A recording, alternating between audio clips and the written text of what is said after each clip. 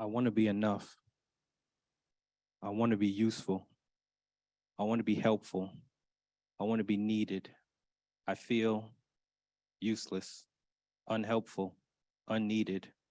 I want to do better. I'm a slimy thing, a worm that crawls on its belly, a parasite. I am selfish. This is how I feel.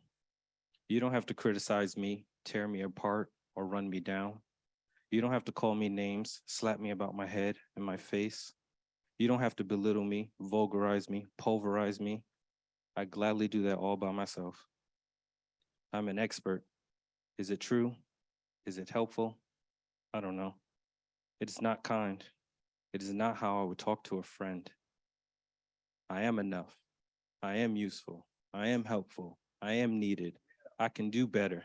I am human. I'm healing. I'm worthy. I am loved. Good morning, church. Once again, I am grateful to be up here to speak to you all. I'm also grateful for this beautiful picture. I wasn't expecting that this morning. I'm also grateful to have my family. I know many of them are online and some are even out of state, so I had to promise to behave myself today. I'm grateful for my very beautiful, pretty, fine, lovely wife. Is that enough? Do you want some more? We good? It's not easy to come up here. I hope you all know that. So I want to give a shout out to all those young men who come up here every Youth Sunday after Youth Sunday after Youth Sunday to bless us with our messages. Also want to give another round of applause to our brother Quavon White on his efforts on last week. As he was preaching in Bridgeport. You know, he talked about avoiding the call. We know our brother John and Brandon are big influences on him, and it's tough to try to get out that shadow. So again, we want to want us to give him the praise and encourage him. We heard nothing but nice things, so continue to pray for him. Throughout the month of May, when Brother Newton was up here talking about mental health, there was something that sparked me, and I wanted to come up here and talk to you all about that, the eternal battle. You guys mind if I talk to you about that this morning? Everything starts internal. In church, you need to get your internal in line. If your internal is not in line, then it's not going to flow in line. I'm here to tell you, church, that before you leave today, ask yourself, are you healthy internally? What is your internal response? What is your why? What is your vision? Are you healed? Are you whole? Now I could stand up here and I could give you a system to, fix your finances, stop buying stuff, help you lose weight, don't eat that, help you get a better job, teach you how to start a business, but those are just Band-Aids. If you are not healthy internally, I've noticed one of the main problems is that our self-talk is so negative. It is so powerful. Yeah. Has anybody ever made a mistake? I could raise my hand. God gave me long arms. I could raise it real high. And because you made that mistake, has anyone ever responded to themselves with, of course I would do that? I'm such an idiot. How could I? What else could I have expected? But do any of you talk to your friends like that? Do any of you talk to your family like that? Well, some might. I don't want to talk about your family, but why do we talk to ourselves in such a way? You can actually protect yourself from negativity. Like Brother Newton said on last Wednesday with Ephesians 4:31, get rid of all bitterness, rage, and anger, brawling and slander, along with every form of malice. Be kind and compassionate to one another, forgiving each other, just as Christ God forgave you. We are somebody. We are one of those one another's. We need to take that consideration for ourselves. If you're going to talk to yourself, speak to yourself out loud so you can actually listen to the words that you are saying. Make sure the words you're choosing are loving. Make sure you treat yourself like you would your own best friend. If you're going to talk to yourself, talk about some positives. Talk about what you're grateful for. No one is more influential in your life than you. If you really think about it, who talks to you more? Your thoughts are powerful, but guess who has power over those thoughts? Anyone ever heard you have to take care of others before you could take care of yourself before you could take care of others? And yet we treat others better than we treat ourselves. Well, guess what? You're actually hurting those people. You're not going to be 100% for your family, your relationships, your marriage, the direction of your life, or your values. Negative self-talk leads to a negative bias. Brother Newton has stated that it takes 7 forms of positive affirmation to erase that one negative. Negative comments and negative events imprint on our brains more quickly and linger longer than positive ones. When it comes to social media, what gets spread faster? Words of positivity or negative criminal acts? When it comes to the news, what gets more clicks and views? Local fundraisers or the house that burned down the street? There are 4 types of negative bias I want to talk to you about today. The first one is relational cynicism.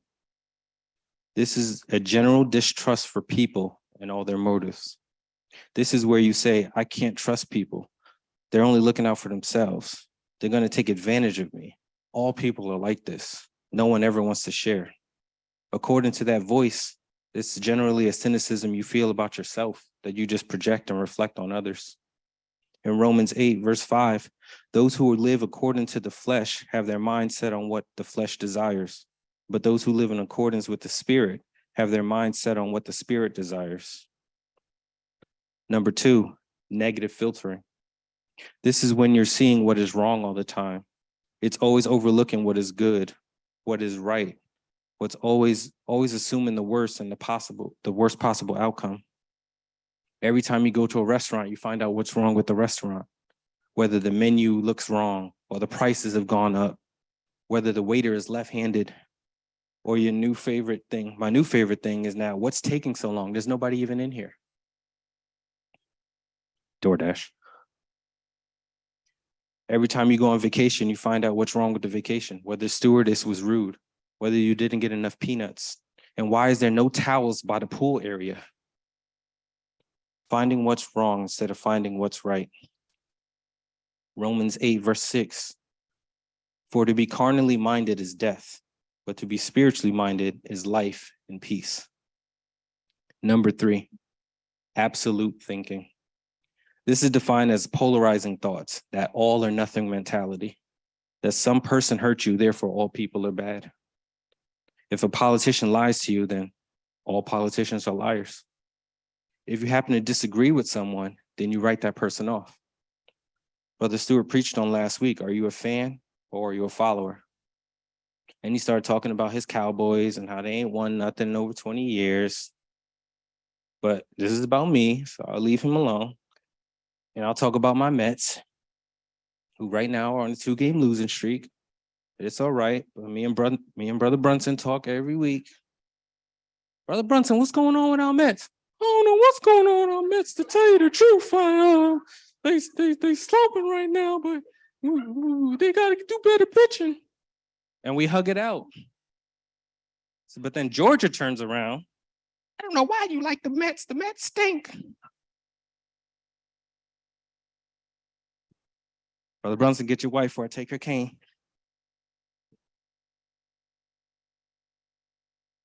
Number 4, blaming. Always being the victim. I will never get ahead. The world is stacked against me. Why? But how can we change? If you identify yourself as a relational cynicist, get rid of your bitterness and skepticism. Choose to believe the best about others. Be kind, compassionate, and loving. Choose to love and forgive others as Jesus loves and forgives you.